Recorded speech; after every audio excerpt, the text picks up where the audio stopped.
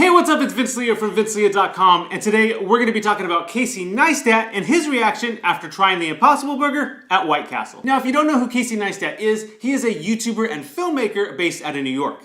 Now, Casey is not vegan, however, he'll often try to eat healthier by grabbing a green juice or even a raw vegan meal every now and then. However, you'll also see him grabbing $1 pizza and a lot of candy.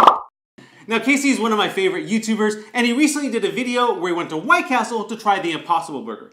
Now, White Castle is a family-owned business, and they've been around since 1921, selling these small slider hamburgers. And Time magazine named the original White Castle slider as one of the most influential burgers of all time, which is an important fact to remember when we see Casey's reaction. So Casey goes to White Castle with a few friends, and they order a 10-sack of White Castle burgers, as well as a 10-sack of the vegan Impossible Burgers to do a side-by-side taste test. Now, before they could even do the taste test, they were a little confused trying to figure out which one was the vegan burger, since the Impossible Burger looked more like real meat than the White Castle hamburger. So they start with the White Castle burger, and they take a bite, and they describe it as wet and mushy, almost like a manufactured unit. So next up is the Impossible Burger, and this is the best part. Casey smells it and says, "It smells beefier than the beef." So he takes a few bites and actually says he likes it better than the White Castle Burger, that it tastes more like real meat, and that it's nothing like a traditional veggie patty or tofu burger that you may have had in the past.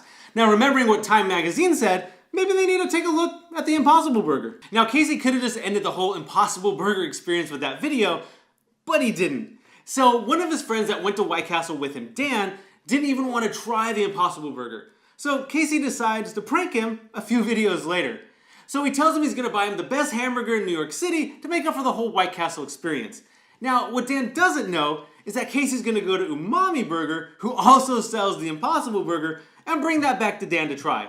So he does that, and Dan starts eating the burger and starts describing it as soft and tender and that it's one of the best burgers he's ever had. And then Casey tells him that it's actually the Impossible Burger that he didn't want to try at White Castle. Now, I doubt that Casey, Dan, or any of his friends may go vegan after this whole experience, but I do give Casey credit for making this taste test video and sharing his thoughts and experiences with his audience. And also, kind of pranking Dan into trying a vegan burger and making him realize that it wasn't as bad as he thought. So this leads me to the question of, how do you get somebody to even try vegan food when they're very skeptical about it in the first place?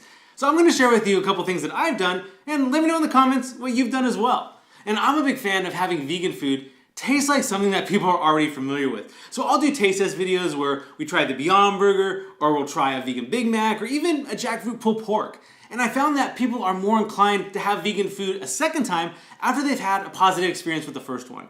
I'll even receive text messages from friends after we go out for vegan food, and they're out on their own, and they'll opt for a vegan meal instead of what they normally would order because they had such a great experience the first time. And I've even done this with vegan cheeses and vegan desserts and had very similar results. Now, another thing I'll do is I'll have parties, and I'll let my friends who are vegan and friends who are not vegan. And I found that some people are more comfortable trying vegan food in a setting like this, but they don't feel pressured to eat anything. And at a recent party, I brought out a big platter of vegan cheese, and all my friends who aren't vegan started eating the cheese, and they really liked it, and they didn't even realize it was all vegan until they overheard somebody make a comment about it.